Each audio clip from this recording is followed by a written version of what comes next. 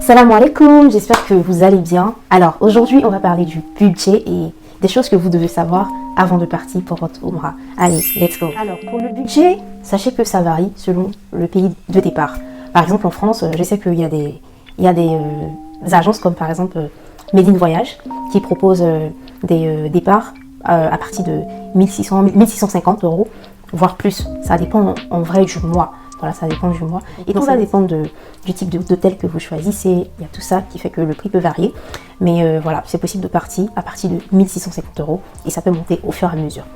Donc sachez que moi-même, j'ai voulu partir avec Medine Voyage, mais quand j'avais appelé, au mois d'août, ils m'ont fait savoir que non, en ce moment, les billets étaient trop chers. Donc eux, ils ont annulé. Voilà, mais moi, je voulais partir à tout prix parce que je voulais partir avec mon mari. Et c'était en ce moment précis qu'il était disponible. Donc voilà. C'est dans cette optique que nous, on est parti seul. Voilà, mais je vous conseille Medine Voyage, voilà. Et sachez qu'avec cette agence, vous êtes tranquille. Le visa, ils s'en occupent. Le vol, l'hôtel, que ce soit pour Mecca, que ce soit pour Madina. Et vous êtes tranquille. Donc, je vous recommande cette agence. Il y a d'autres agences aussi, vous pouvez regarder. Voilà. Et je vous mets ici pour que vous voyez, voilà, leur site et tout. Pour le départ d'Abidjan, moi j'ai mon père qui part chaque année, voilà, et il m'a fait savoir que c'est possible de faire la Umrah à partir de 1,5 million, voilà, parfois 1,6 million, 1,7 million, mais vous pouvez aller même jusqu'à 5 millions, tout dépend du type d'hôtel, parce que plus l'hôtel est proche de la mosquée, plus c'est cher, voilà. Mais sachez que quel que soit l'hôtel que vous choisissez, là-bas ce qui est bien, les hôtels ont des navettes, voilà, donc même si vous êtes à 10 minutes de l'hôtel ou 15 minutes, ne vous inquiétez pas, il y aura la navette, le bus qui va vous prendre pour aller à la mosquée à chaque heure de prière. Donc c'est franchement no stress de ce côté, voilà. Et pareil, il y a le vol qui est compris, il y a l'hôtel, il y a la navette sur place comme je vous ai dit, et voilà, franchement, et je sais qu'il y a plein d'agences en Côte d'Ivoire qui s'en occupent. Et moi, ce que j'ai remarqué avec mon père, c'est que il se mettait avec des amis, au moins 10 personnes, et il partait. Quand c'est comme ça, il y avait des réductions. Donc ça faisait qu'au niveau du billet, c'était moindre. Voilà, donc voilà. Il y a le départ aussi à partir de USA, à partir des États-Unis. Pareil, vous pouvez partir à partir de... Enfin, il y a des forfaits de 1800 $, c'est possible. Je connais des personnes qui s'en occupent. Donc si vous êtes intéressé, en tout cas, n'hésitez pas à me le dire. Je vous laisserai toutes les informations dans la barre d'infos. Ça, c'est si vous décidez de partir en groupe, en agence. Voilà. Si vous décidez de partir seul, comme nous on a fait, sachez que ça va vous coûter plus cher, bien évidemment. Et par rapport au budget, moi je dirais que vous partez avec agence ou que vous partez seul. Prenez au moins 1000 $ sur vous. Voilà, 1000 $ pour 2 semaines. Moi je pense, personnellement, je trouve que c'est le budget minimum. Surtout si vous comptez faire des courses. Surtout si vous comptez faire des courses, acheter des cadeaux pour les gens. Ça peut aller au-delà, mais 1000 $, je trouve que c'est raisonnable. Voilà, parce que voilà, donc ça, vous allez pouvoir manger à la Mecque, vous allez pouvoir faire de vos activités, parce qu'il y a le parcours du pèlerin à faire. Voilà, et il y a aussi Médine. Voilà, en vrai, vous n'allez pas trop manger, croyez-moi, parce qu'il fait super chaud, mais je suis sûre que vous allez vouloir peut-être faire des courses pour votre famille et tout. Donc 1000 $, c'est raisonnable. En ce qui me concerne, vu que je suis partie seule, et avec tout l'argent que j'ai perdu, je dirais que avec mon mari, nous sommes aux environs de 10 000 $. Voilà. Parce que voilà, comme je vous ai expliqué dans la première vidéo, on a raté notre vol. Voilà, il y a tout ça aussi. Du coup, 10 000 $, voire plus, hein, parce qu'on a eu à faire d'autres dépenses pour les cadeaux sur place. Si vous décidez de partir seul, déjà, pour l'hôtel, comme je vous ai dit, c'est pas difficile. Vous pouvez voir sur Booking. Nous on a pris un hôtel qui s'appelle Al Marwa by Rotana et c'est tout juste en face de la mosquée. Nous on voulait vraiment un truc face de la mosquée, c'est dans le Tower Clock, je sais pas, voilà la montre que vous voyez à chaque fois là. Voilà, sachez que c'est un centre commercial avec plein d'hôtels, de restaurants, de fast-food, de boutiques de parfums, boutiques de vêtements, franchement. C'est ce building là, c'est ça. Et du coup, c'est ce qu'il y a à l'intérieur. C'est là-bas que nous on a pris notre hôtel et on a dépensé pour une nuit. On a dépensé 200 $ par nuit. On a passé 8 nuits à la Mecque. Voilà, 8 nuits. Ça nous faisait 1800 et quelques dollars. Mais il y avait le petit déjeuner compris. Pour la nourriture, franchement, on n'a pas beaucoup dépensé pour la nourriture parce qu'il faisait super chaud. On mangeait peu parce qu'on était tous dans la mosquée. On buvait plus. On mangeait vraiment que le matin pour le petit déj. dans l'hôtel. Et le soir, c'est là qu'on dépensait quand on voulait manger. Et on sortait pas, c'était dans notre building. On avait qu'à sortir de notre chambre, prendre l'ascenseur, aller acheter à manger. Donc, et là, je dirais, on dépensait autour de 60-70 rials quand on voulait manger tous les deux. Voilà, franchement, c'est 70 rials.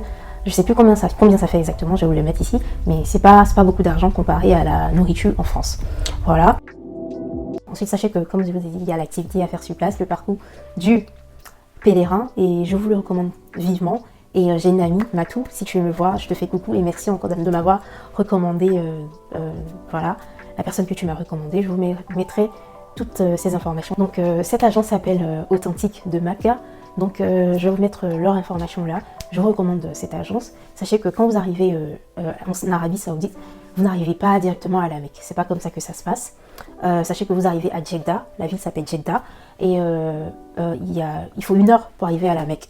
Donc il faut une navette si vous êtes, si vous voyagez seul. Quand vous voyagez en groupe, normalement l'agence s'en occupe. Mais si vous partez seul comme moi, bah, il va vous falloir soit un taxi ou soit le train. Il y a le train express de Jeddah à Mecca, voilà, mais il y a une certaine heure. À partir d'une certaine heure, il n'y a plus de train, il me semble. Je pense à partir de 22 h, il me semble, si je ne dis pas de bêtises. Donc si jamais vous arrivez tard comme moi, je suis arrivée dans la nuit, très tard, il me fallait un taxi, j'ai pris un taxi. Ça m'a coûté 150 rials. Mais j'étais avec une petite famille, donc ensemble on a payé 300 rials. Et mais si vous passez par Authentique de Maca, bah, elle pourra aller vous chercher à l'aéroport sans souci, vous allez payer. Voilà, en tout cas je vais vous mettre tout le tarif. Mais ce qui est intéressant, c'est que c'est une personne de confiance. Et en plus de ça, si vous voyez avec votre enfant, sachez qu'elle fait aussi du babysitting. Et en plus de ça aussi, bah, genre, vous avez le parcours du pèlerin, comme je vous l'ai dit. On vous montre tous les sites du pèlerinage. Elle vous montre et elle vous explique. Elle vous explique. C'est magnifique, c'est magnifique, les gars. Donc voilà, je vous laisse toutes les informations. Pour 2 personnes, on a payé 300 rials, si je me souviens, ouais, 300 rials. Voilà, je vous mets combien ça fait en CFA et en euros ici. Voilà, donc il faut prévoir tout ça. Mais comme je vous l'ai dit, 1000 $, c'est suffisant selon moi. Si vous êtes déjà parti, n'hésitez pas à mettre combien est-ce que ça vous a coûté dans les commentaires pour qu'on puisse avoir aussi d'autres avis, qu'on puisse apprendre aussi. Moi aussi, je vais apprendre parce que je vais partir encore une prochaine fois. Donc, n'hésitez pas à laisser voilà, vos recommandations dans les commentaires.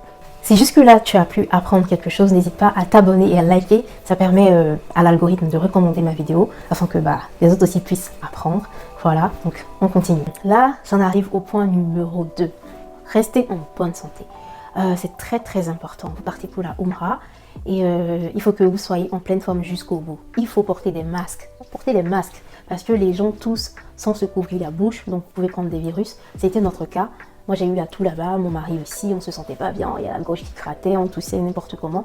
Donc remarquez dans toutes mes vidéos là, je portais tout le temps des masques. Donc s'il vous plaît, prenez autant de masques avec vous, soyez préparés, portez les masques parce que vous êtes collés, vous vous touchez, surtout quand vous faites la tawaf, le tour autour de la Kaaba. Il y a un peu de bousculade et il y a beaucoup de personnes, il y a énormément de personnes. Et voilà, protégez-vous s'il vous plaît, pour rester en pleine forme jusqu'au bout, c'est important. Ce qui me fait arriver au point suivant. La foule. La foule. Moi je dirais, après mon épreuve durant le voyage, c'est-à-dire le voyage de départ, ça a été une autre épreuve pour moi. J'aime pas du tout la foule. Et c'était la première fois que j'étais autant confrontée à énormément de personnes, des millions, voire des milliards de personnes autour de vous.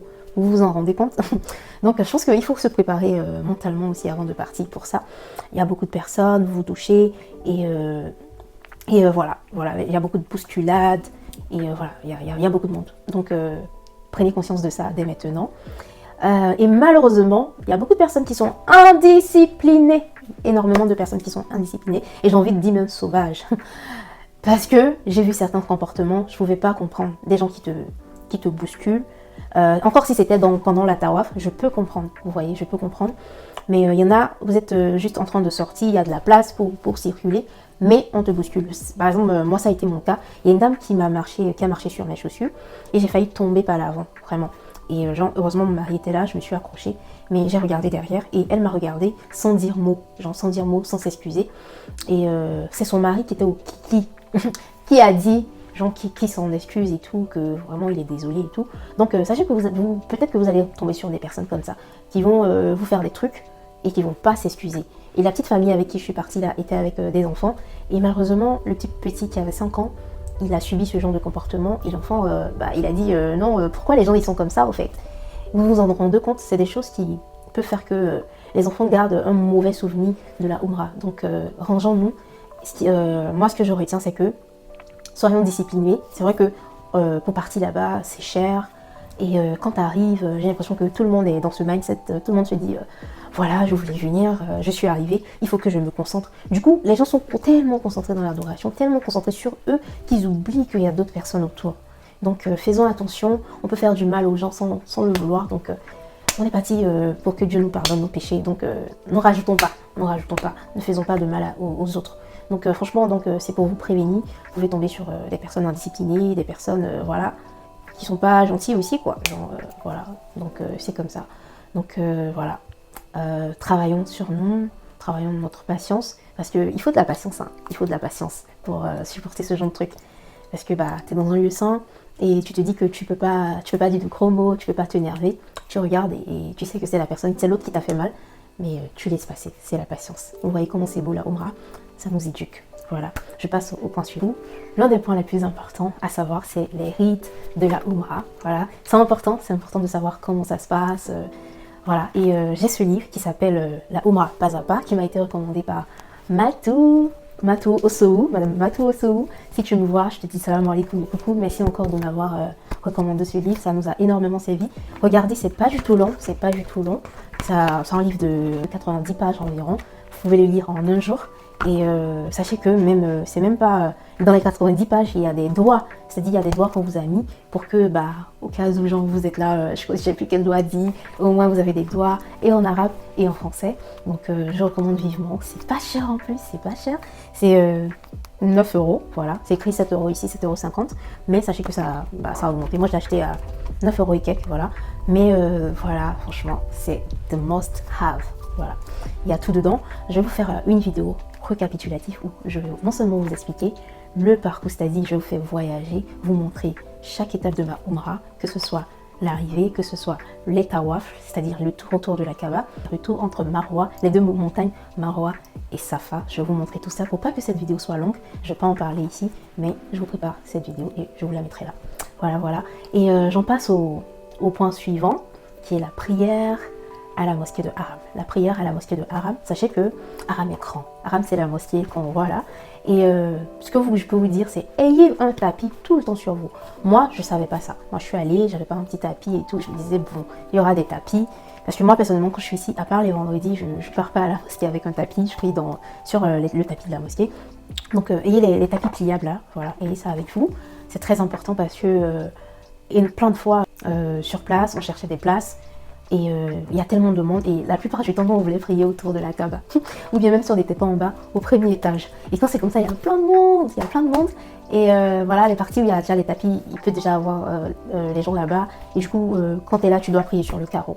Voilà, parce qu'on appelle la prière et tu es là, tout le monde cherche la place, Il y a la place à l'intérieur, hein, mais c'est juste que tu vois pas la Kaaba quoi.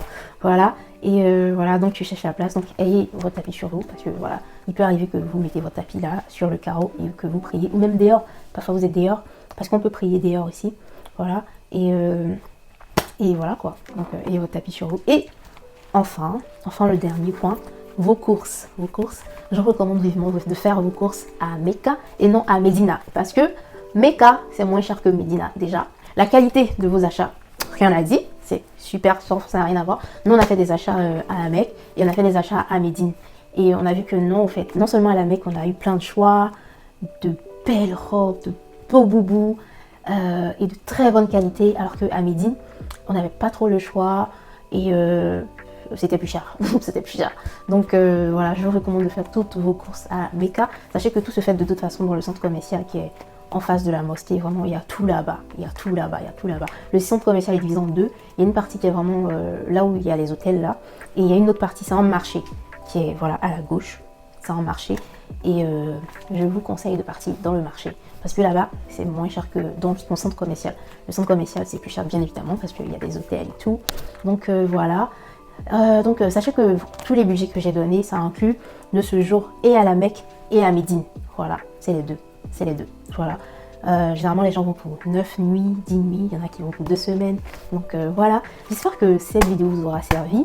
Et je vous prépare encore, bien évidemment, la suite afin de continuer à vous faire voyager dans cette magnifique aventure. Je vous souhaite de pouvoir partir, si vous n'êtes pas encore allé, qu'elle la facilite pour vous, qu'elle vous en donne les moyens et qui vous permettent de réaliser ce beau voyage. Si vous êtes déjà parti aussi, n'hésitez pas à partager votre expérience dans les commentaires avec nous. On veut savoir, on veut apprendre. N'oubliez pas, nous sommes une bonne communauté et n'oubliez pas, partager l'expérience, partager l'information. Ça permet à d'autres d'apprendre et de mieux se préparer. Si jusque-là tu as pu apprendre quelque chose, n'hésite pas à t'abonner et à liker. Ça permet à l'algorithme de recommander ma vidéo afin que les autres aussi puissent apprendre. Voilà, on se retrouve dans les prochaines vidéos. Salam alaikum.